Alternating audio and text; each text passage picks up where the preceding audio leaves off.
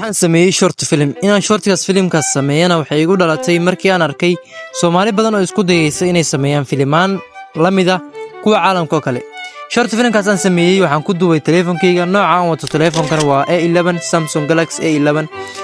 waxaan ku idilgeliyay application CapCut waxay igu qaadatay waqti yar inaan filimkaas yar ee shortiga sameeyo walibana u eg trailerka hadii aad jeceshay inaad daawato waxaan soo dhigay barta YouTube-ka walibana gudaha hadda sida ujeedaan waa ka muuqaalka hadii aad u baahan tahay daawo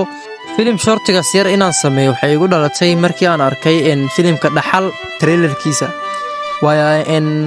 aamini waayay in ay jiraan soo wali director Soomaali ah iyo cameraman Soomaali ah oo sameynaya filimo noocaas ah oo la jaan qaaday kuwa caalamka kale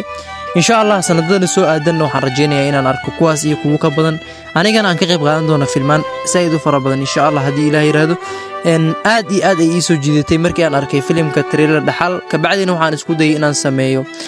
film yar oo short aan isku dayo ka bacdina waxaan ku sameeyay mobilkayga inkastoo aan awoodin inaan camera helo balse waxaan isku dayay inaan ku sameeyo mobilkayga waa mid igu dhiirigelisay inaan mar walba isku dayo inaan wax sameeyo waa mar walba oo aan haysan qalab fara badan waxaad igu caawin kartaa inaan heer ka gaaro wax aan jecelahay inaad channelka subscribe iyo saarto muuqaalkan like inoo saarto midaasi ayaa igu dhiirigelisay inaan sameeyo markii aan arkay dhaxal waxaan jeclaan lahaa in aan helo waxyaabo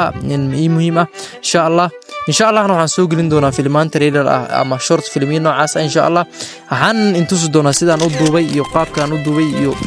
sida aan u sameeyay iyo waxyaabaha aan saaray iyo insha Allah sidaan CapCut ugu digarin muuqaal aan ka soo sameyn doonaa peace and love hada wa salaam